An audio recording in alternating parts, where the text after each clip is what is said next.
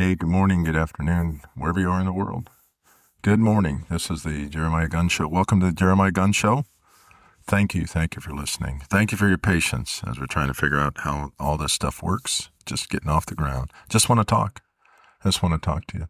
This program's dedicated to Charlie Kirk, prophet, martyr, real martyr, patron saint of America, patriot, hero. We are broadcasting from behind enemy lines. Behind enemy lines in the Confederate or Democrat, the words are interchangeable, states of America. We are at war. And don't think, this is a warning. Don't think that's not serious. Please. All I can do is warn us. And tell the truth. And Plato said no one's hated more than someone who tells the truth. So to the resistance, here's our message. To you men that are manning up and manning the resistance, here's her word for the day. The long sobs of violins of autumn wound my heart with monotonous languor. The long sobs of violins of autumn wound my heart with monotonous languor. You know what to do. Resist. Fight the good fight. Stand up for your country. Now are the times that try men's soul. Now is the time for all good men to come to the aid of their party. Their party is the side that represents the right, the Constitution, the America. This is the Common Sense Network, CSN, on the ISI broadcasting system, calling you men to stand up, fight for what's right. Sit up, get out of bed. This is your wake-up call. Stand up. So, let's start with the Pledge of Allegiance. Ready? Begin. I pledge allegiance to the flag of the United, not divided, United States of America, and to the republic,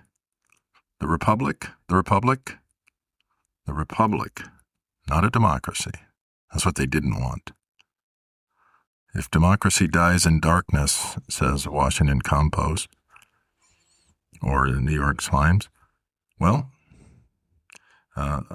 republics die in darkness that comes from democracy. This has all been figured out. This is not our first rodeo. Our blessed founders gave us a republic. And to the republic for which it stands, one nation, under God, indivisible, not divided, with liberty and justice for all. That's the goal. That's the mission statement. That's the hope. So let's start off with an international anthem. I'm talking to the whole world. But America first. From the Gulf of America to the Gulf of Arabia to Greenland, soon to be called Northeast Virginia. We already got a West Virginia. And it just needs to be a protectorate of territory. It doesn't have to be a state. Same with Puerto Rico and Guam and everywhere else that we have that most people don't know about.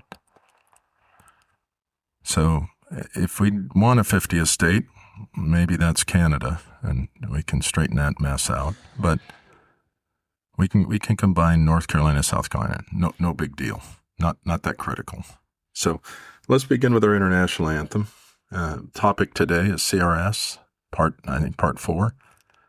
I'm talking about race. We're finishing up on race and going to talk about social. Those 3 words. CRS, community, race, social.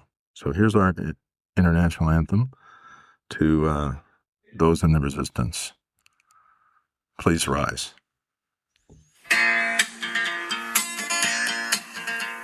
Sunshine, go away today. I don't feel much like dancing. Some man's gone, he's tried to run my life. He don't know what he's asking. When he tells me I better get in line, I can't hear what he's saying.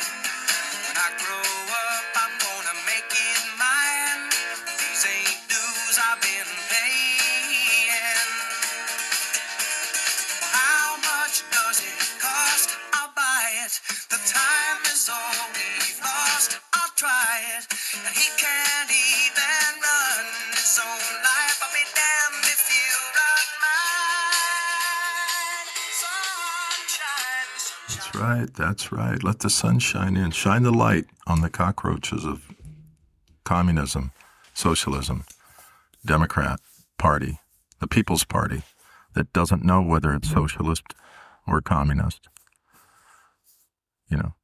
Turn the light on. Shine the light of truth and let it chase away the cockroaches. That's time. It's time. Charlie Kirk asked what time it is. That's what time it is. So let's talk about continuing CRS. Let's kind of recap. There's 3 words: community, race, and social. And words are used. Orwell and others taught us. Words are used to distract, to deflect, to deceive, to divide. All D words like Democrat. And these were all good words at one time. Community became communism. Race became an ism, to divide instead of bring us together. There's only 2 races, decent and indecent. There's only one race, the human race, but it's used. It's used. Politicians divide people into 2 classes: tools and enemies. Political language is designed to make lies sound truthful and murder respectable. Does that sound familiar? Does that sound familiar? Social, the word social. Community became communism. The word social became socialism, primarily under FDR. Woodrow Wilson. These are all Democrats, by the way. Progressives. They don't care what name they're called. That's fine. Just don't call me late for dinner. Don't call me late for taking over the country through Marxism without firing a shot by taking over. What is it they have? What have they built? They've built and if you don't want to hear this, that's okay. If you don't like to hear it, that's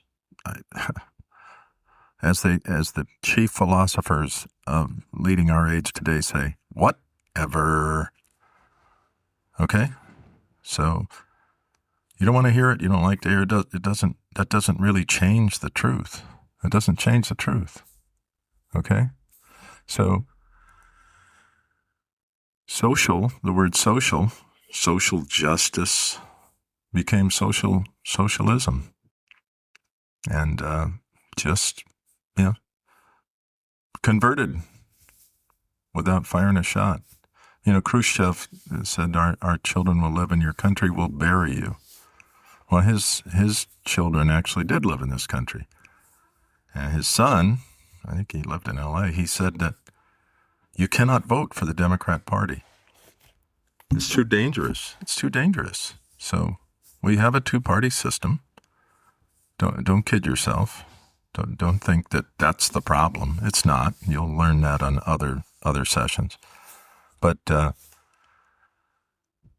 we have 2 parties. One is stupid and ignorant, like John Thune, who thinks he's the king of the country today. Last week it was some appointed judge that can tell the executive branch what to do.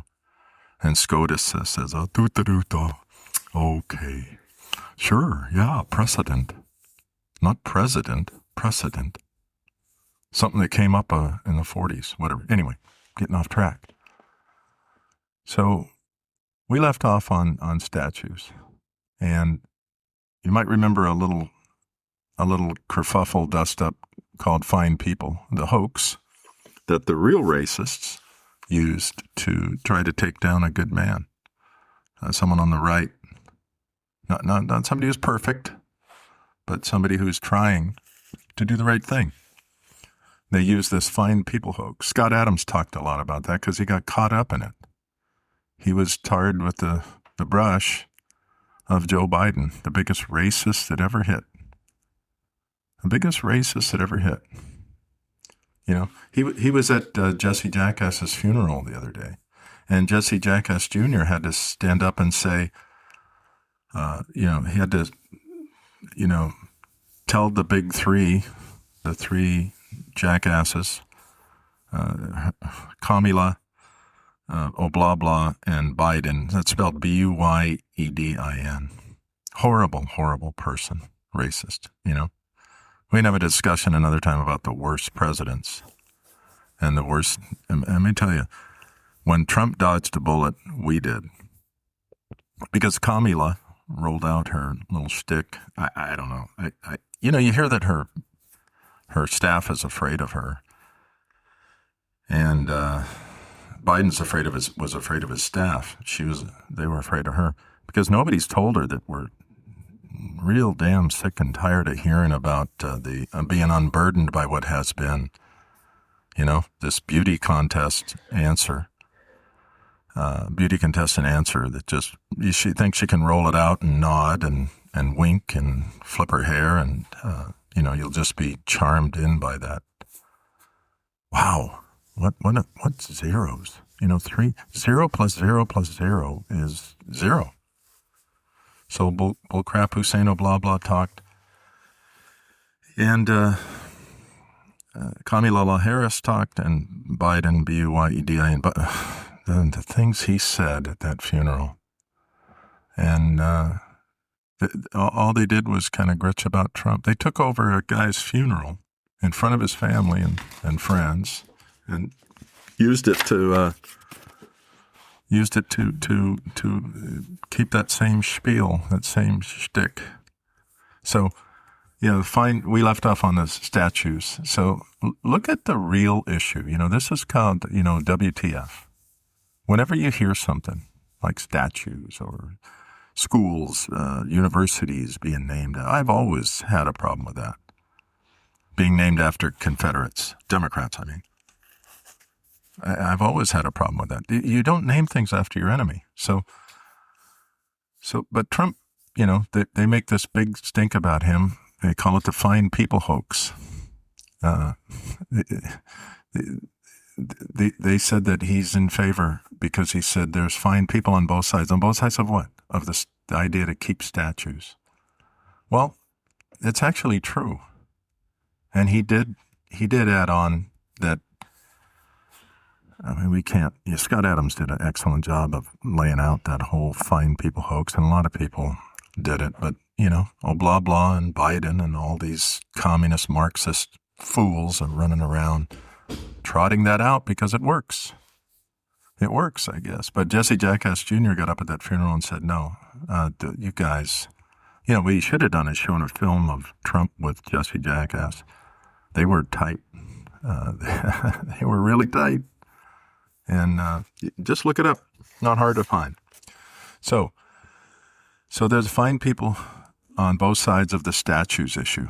But let's look at the real issue. This is the WTF, whenever you hear something like statues or fine people or anything like that, George Floyd, whatever it is, think about WTF, window, table, floor. Just picture a PowerPoint slide of a picture of a room, and it's got a window, a table, and a floor. And one side of the argument, they're going to say, oh, it's the windows, you see. It's the window. The other side is going to say it's the table. And in reality, it's the floor. It's floor. So what is the floor? What's the real issue on the fine people hoax? It's that it's not the lying, the lies of the only ever lying liars. The wisdom literature, the greatest wisdom literature, calls Satan the father of all lies. And these lies come from the Lord of the Flies. That's what he's called, because these flies, like the three that spoke at Jesse Jackass's funeral recently, they're liars. I mean, they are flies. They come around and spread disease. They spread, like a bee spreads pollen. They spread what they land on. Super high intensity training for all the sheeple and the media. But I repeat myself. So there's fine people on both sides. Okay, that's actually true, and we're going to cover it real quick here. Let's take a blah blah for example. The first quote black president, right? The first quote black president, right? Raised in white privilege, raised by Marxist fools. Those are his founding fathers, Marxists, and that's what I didn't. I'm not an idiot. I didn't I didn't hate him because he was white. I didn't hate him because he was black. I hate him because he was red, in the real sense of the word. He's a communist. And that can be developed at another time, but it's plain as the Pinocchio nose on Biden's face. But did Oblabla ever rage against the statues or even bring it up? Ever? You know? I mean, only to smear. Here's the Orwellian irony. Only to smear the right, which are the ones who fought against the Democrats to end slavery. You know, you went to Occidental College, you went to elite prep school in high school in Hawaii. You didn't. You went to go Harvard? Weren't you the head of the law review? You didn't learn any of this stuff. You didn't learn who was behind the Underground Railroad, which is the white Christians, and who was behind the slavery and the Civil War, and are still behind it today, Uncle Sam's Plantation. The Democrat government, education, media-tainment complex, they've got it all. They've got the whole game rigged, cradle to grave. So did he ever address statues? I had a problem with it all the time. I've had a problem with those statues forever. I think I said in the last show that a friend of mine sent me a book about Robert E. Lee and what a great Christian he was. This was a fine people that sent it. This was a fine people that sent it. I sent it back with a note said, no offense, but wrong-o. He was not. He should have been hanged. He was a racist traitor. Same with Jefferson Davis and Alexander Stevens, who was the vice president. When they wrote their Confederate Constitution for CSA, DSA, CSA, same difference. It opens with, like, this is a white man's country. So, yeah, it's racism. That whole party is nothing but racism.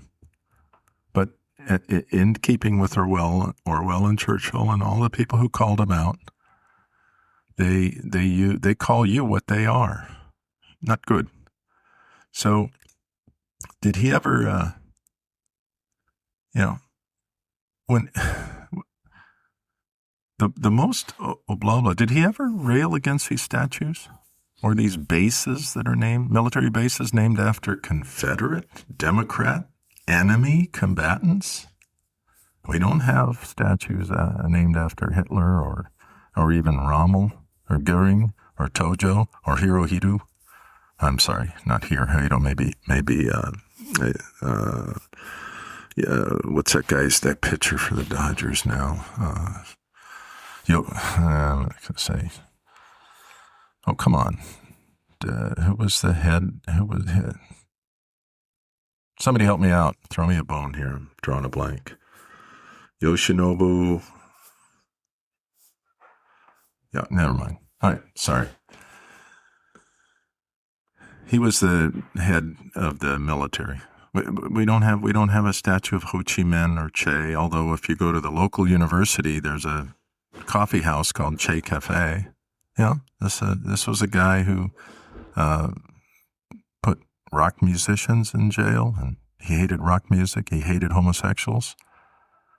He jailed them, and yet, this diverse, wonderful university can create a Che Cafe, but they wouldn't put up a statue of him or some Lincoln or anybody like that. Somebody on the right side of history. So no, the most that he ever did. Why? Let's talk about WTF. Why did Oblabla never? What a golden opportunity. The first, quote, black president to be able to say, hey, it's time to have a conversation about all these statues and cemeteries and, religious icons veneration of colleges and things like that.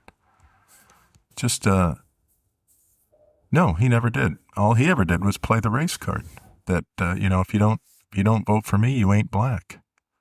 And he defeated He used it to defeat the exceptionalism of America. He said America's not exceptional. First president to do that. He's the first president to say, in keeping with our communist theme here, he's the first one to say redistribute the wealth. And then he laughs it off like he's a little girl on The View and says, oh, they call me a communist because I gave away half of my sandwich in kindergarten. Yeah, that's exactly right, you liar. You filthy liar.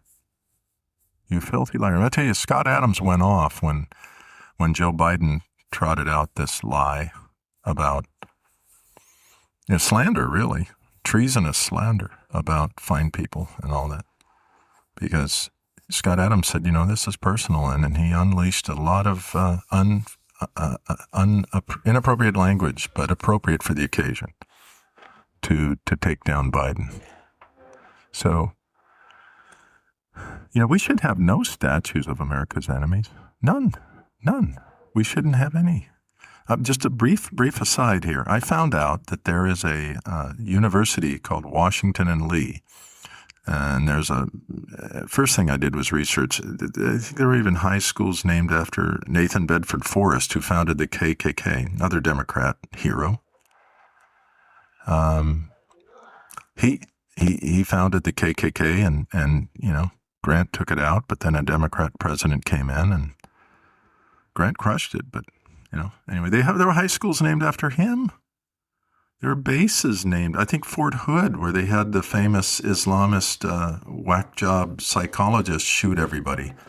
I guess a military base was a gun-free zone, and I think Hood was a Democrat hero general. So we shouldn't have any of these. But are there fine people on both sides? Maybe. Do you know the statues? Oh, I'm sorry, Washington and Lee University. So I found out in doing my research that there's this Washington and Lee University, and I'm told at VMI, Virginia Military Institute, there's a statue of Robert E. Lee, and there's a tradition to salute it as you pass by it. Wow,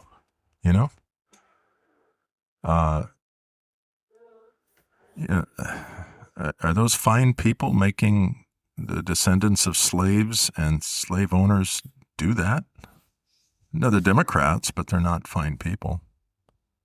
So Washington and Lee University, I find out that there's a Black Law School Students Association, and they're trying to get rid of the name Lee. They're okay with Washington. Well, he had slaves too. Washington was a slave owner. I'm better than him. That's the math of logic, of Boolean logic today. No, wrong-o. They wanted to keep Washington. But you know who said they didn't want any statues? Robert E. Lee. And, he had more shame and decency than like Ilhan Omar and the squad. I mean, they don't hide, Mom Dummy. They don't hide.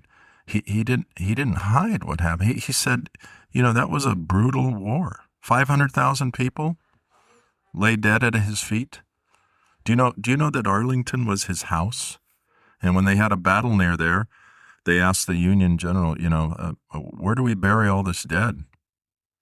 Oh, where do you bury them all? And he said, right here, so that guy can never live in this house again. It was his family estate. And he said, let's bury him right here. That's how we got Arlington. Okay, so great call, whoever you were. But Lee didn't want the statues. So I tried to get a hold of the Black Law School Students president. I tried every way I could think of, calling, emailing. I didn't want to write a letter, but I might have. And nothing. I wanted to give him money. I wanted to encourage him. I wanted to give him my support.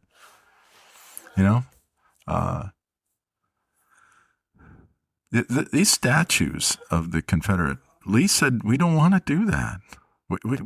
Please don't do that. And then they think they're honoring him by doing it. We shouldn't have any of those. And, did you know, here we go again. It's going to be history, not hysteria, not herstory, not revisionist, not the Marxist method of teaching lies about the past in order to prop up your lie about today. You know, most of those statues and Democrat heroes were put up by awfuls. They were put up by awfuls. AWFULS, affluent white female urbane leftists.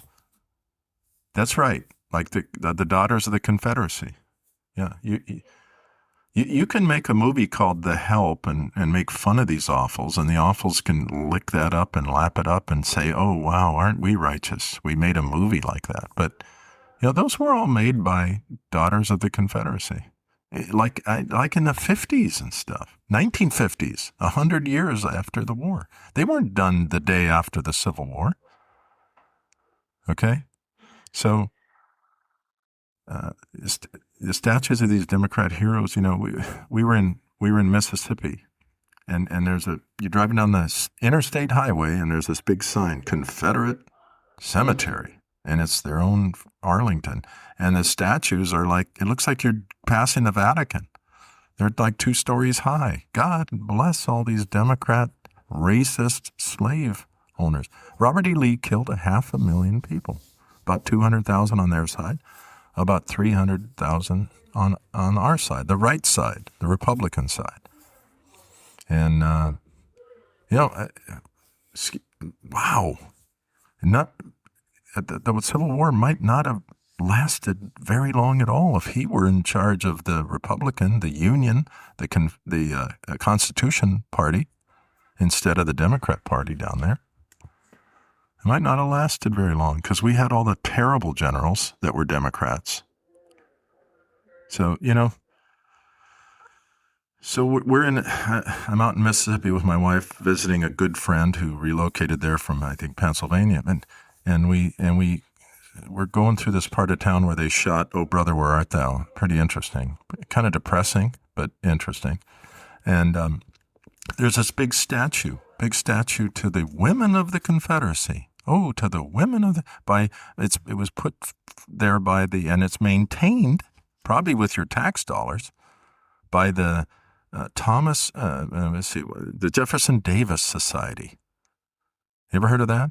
The Jefferson Davis Society. And so, and it says, like at Thermopylae, the vanquished were the more noble.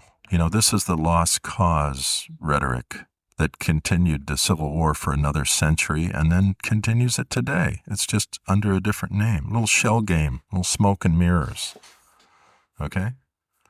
And this statue, I wanted to tear it down myself. And it's right across the street from a little ramshackle house made into a charter school. I'm sure it's for blacks. I'm sure. And they have to walk out. Thank you, Democrats, they have to walk out of there and walk into that statue. Nice. And so, you go to Stone Mountain in Georgia. That's a Democrats' Mount Rushmore.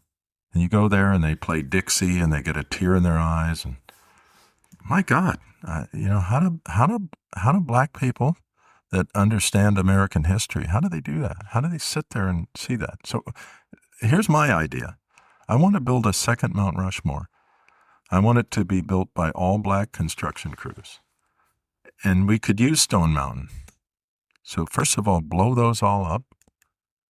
And again, we don't have any statues of Ho Chi Minh or Tojo or Rommel or Goering or Himmler or Goebbels or Quisling in Norway. I don't think we do. Okay, Mengele. There's no Josef Mengele Medical Center in Germany. I hope. I hope.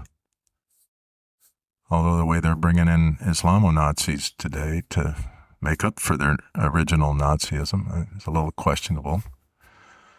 So, I want to build a new, and it would have people on it like, I don't know, Crispus Attucks, Frederick Douglass, Sojourner Truth. We're going to talk about the Civil War. We're going to talk about true black history. And I think you'll be absolutely moved when you hear the truth. Truth will make you free. All who sin are slaves. Emancipate yourself from mental slavery. None but ourselves can free our minds, said the prophet Marley. So I want to build a new one. I mean, we could put.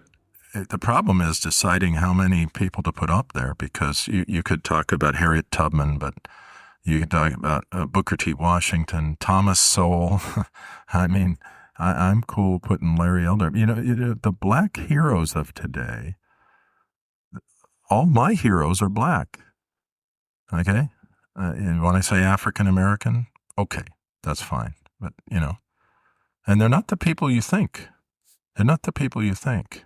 They're not Colin Powell or Obama or Oprah or any of these people. Racists prop up people like that. Democrat racists prop up people like that because they want to. They want to keep them down, and so the way they do it is they essentially damn them with faint praise. But just a quick aside. I went to the library in our town, and it was Black History Month, and I think they had Johnny Cochran and Oprah, and maybe OJ. I don't know, but about that level. And OJ is a very interesting sort of iconic moment, sort of a watershed moment in our history. We'll talk about the OJ principle later, but and I went to them. I said, "Who puts that up?" And the librarian, I don't know. Librarians are. It's a really kind of a shameful thing. They're so leftist. And I guess I've heard a theory that when you get a degree in library studies, you feel inadequate and you feel self-conscious, and so you want to try to run with the left, the radical left of the academia, to make up for it. So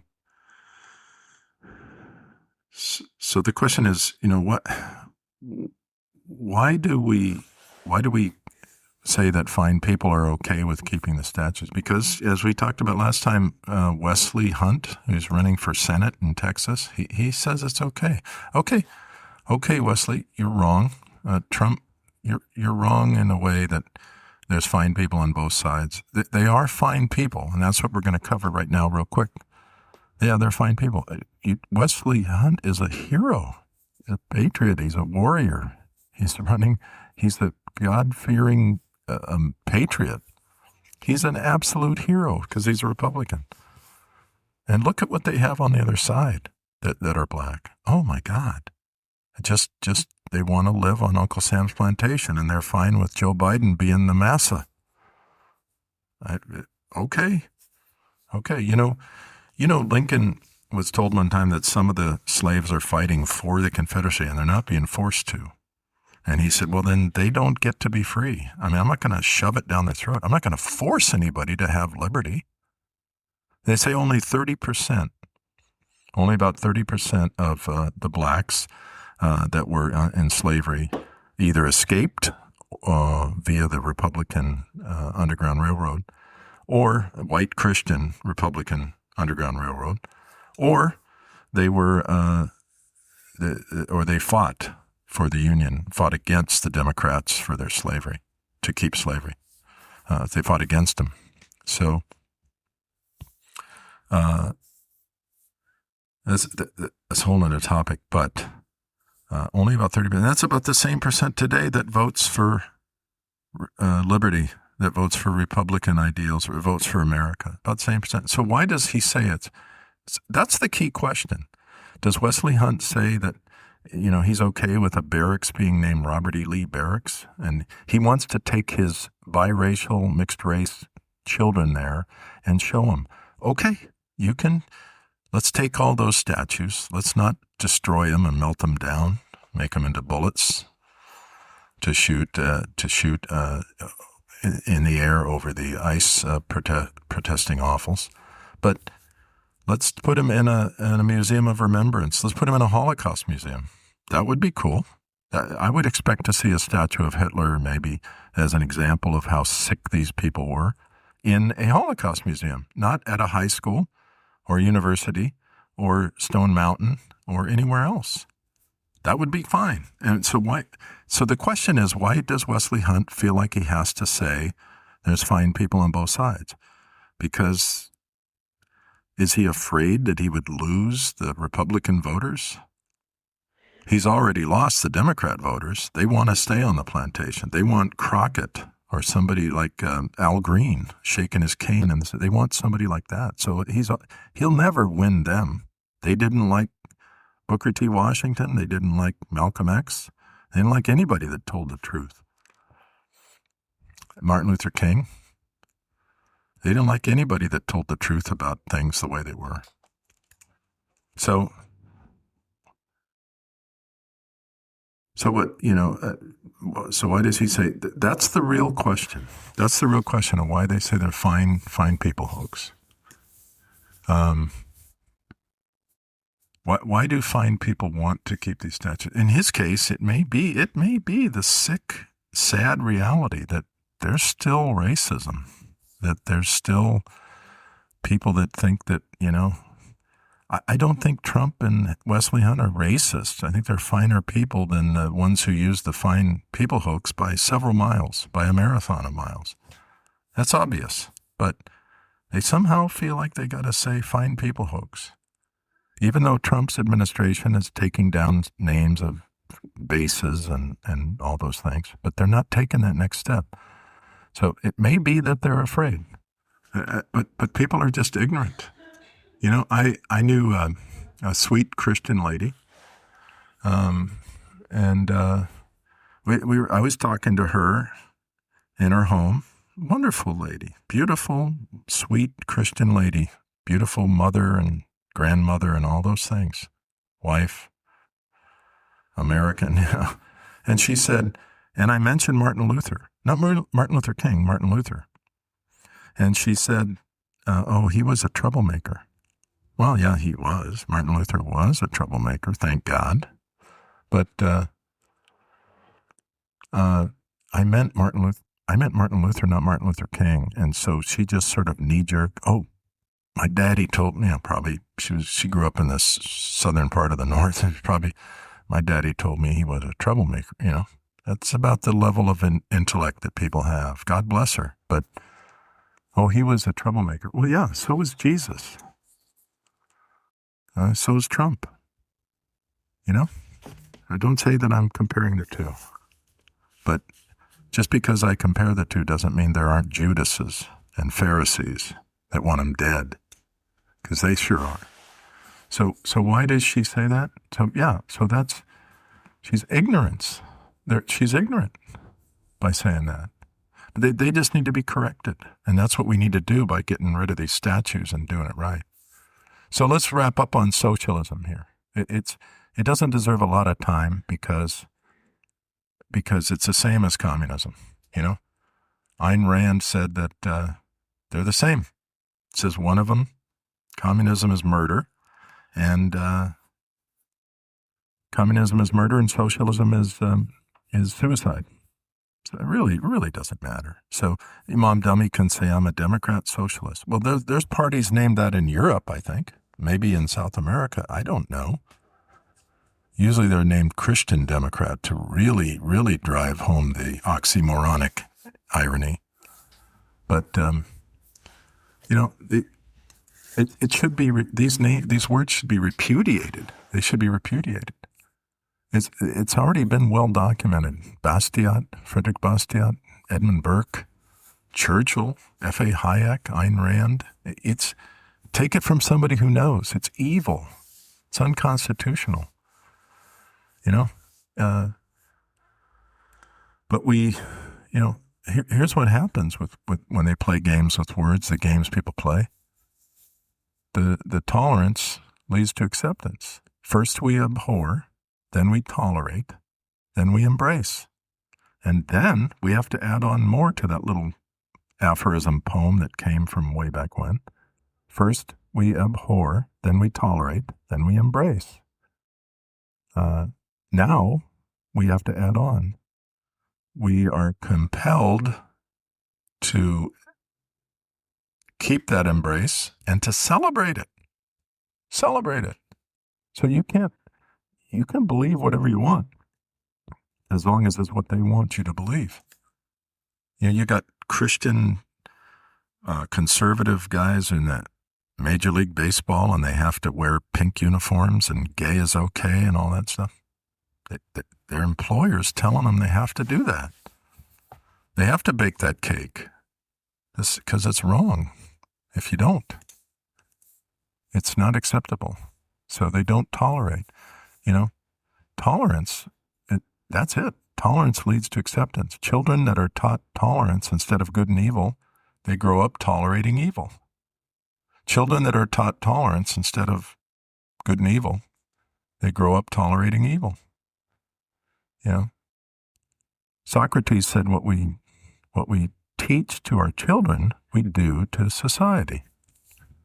So, now you got pastors that are cowards, ignorant cowards. There's this beautiful word, poltroon. It's a P word, like pastor or priest. It's a P word and says, poltroon means a contemptible, spiritless coward. H.L. Mencken used it in talking about Congress. When I read that quote, I had to look it up. A poltroon, contemptible, spiritless coward. So I've heard pastors with my own ears say Jesus was a socialist. He was a communist. No, he wasn't. The good book that they use to get their job calls people like that hirelings at worst.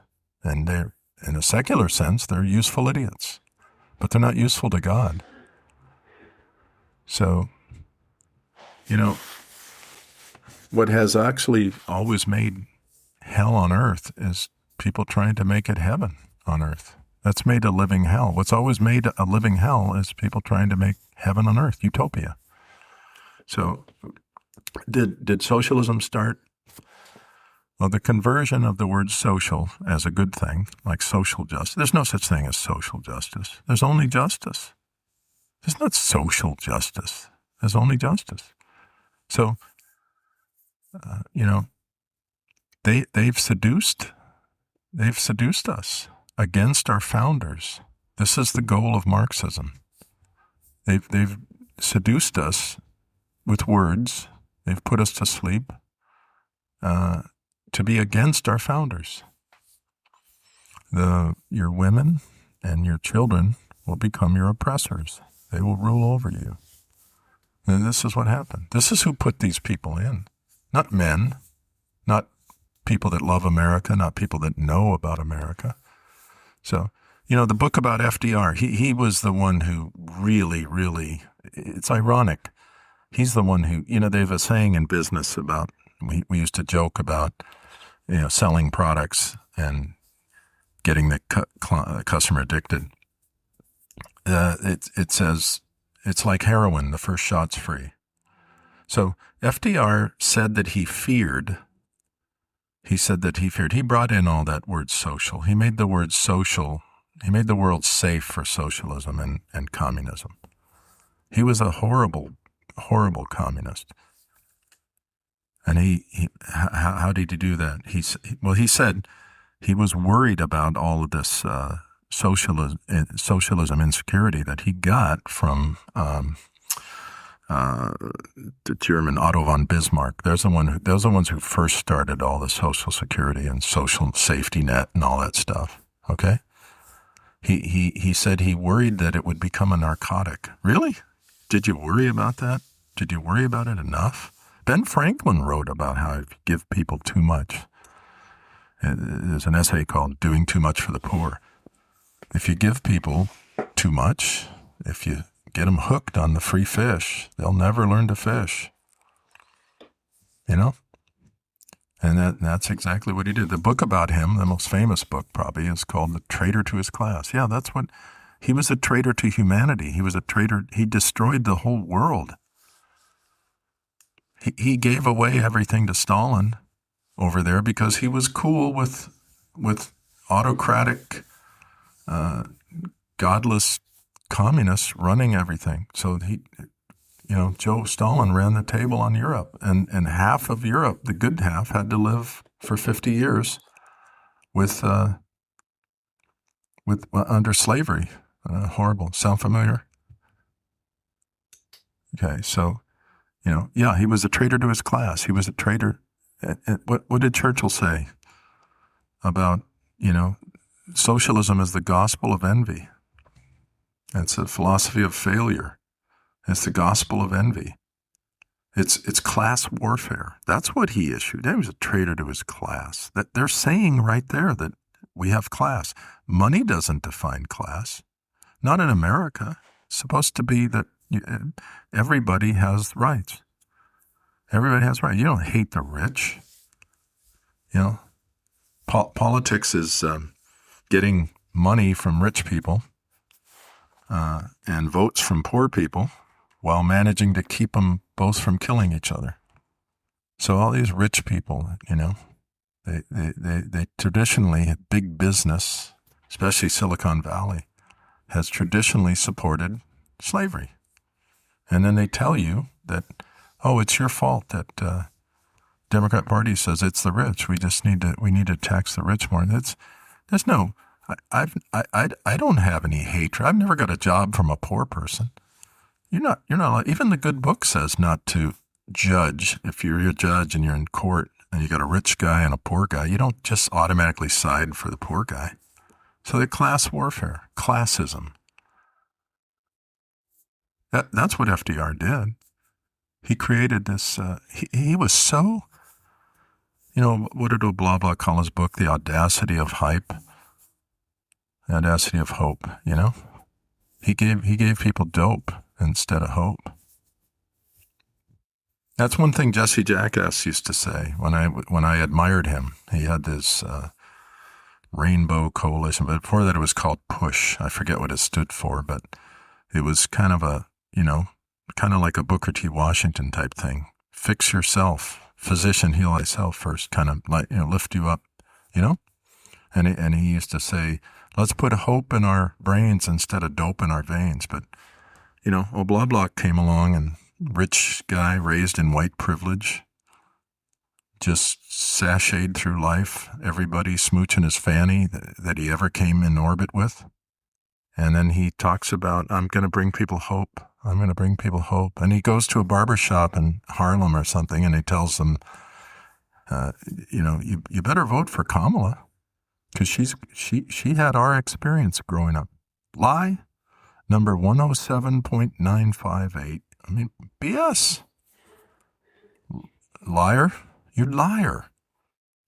Kamala Harris didn't grow up with any kind of experience that these guys, you don't even know what experience they had. You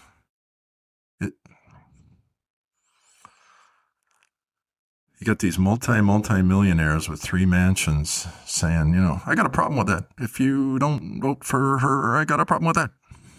And then she goes around and says that she's the most qualified ever. Wow. Larry King said that about Hilary, rotten Klingon. Wow, are you people ignorant? Wow, are you ignorant?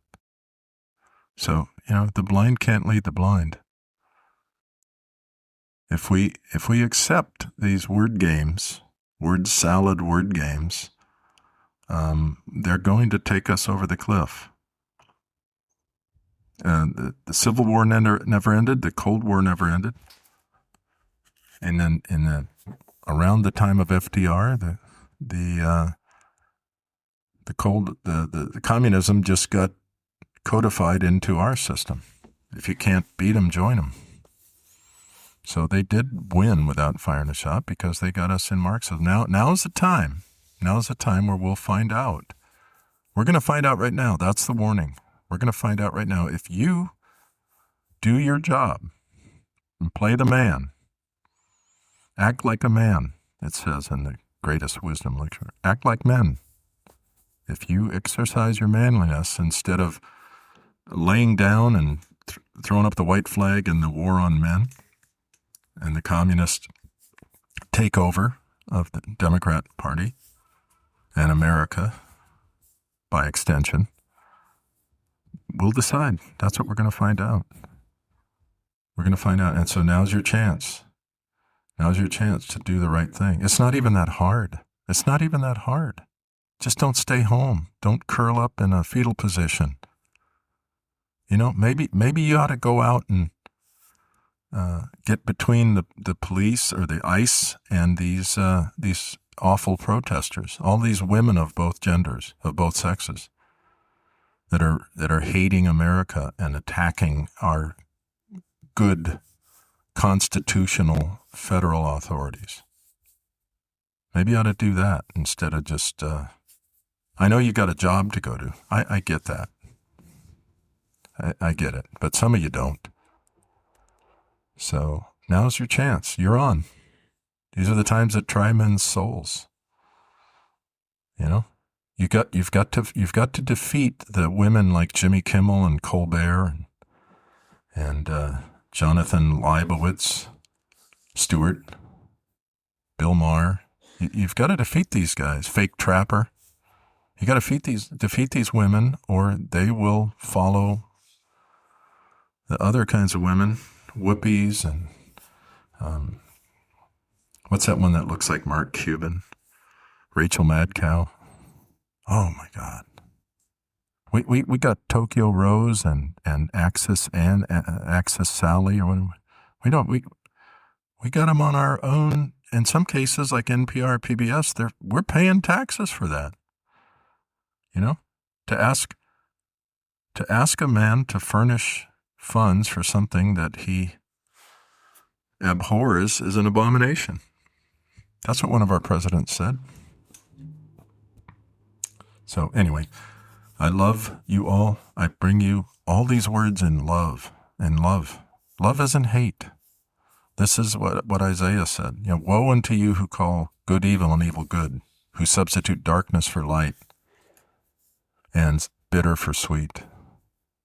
We've had enough. We've had enough of the Kool-Aid. You can't even run your own life. I'll be damned if you'll run mine, says one of our anthems.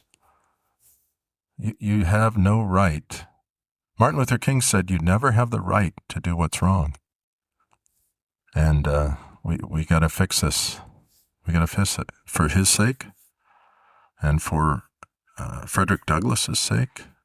God bless him. Let's build that second Mount Rushmore addendum.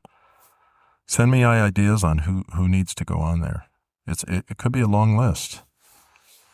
It could be a long list. There's some great Woodson and Shelby Steele and Walter Williams.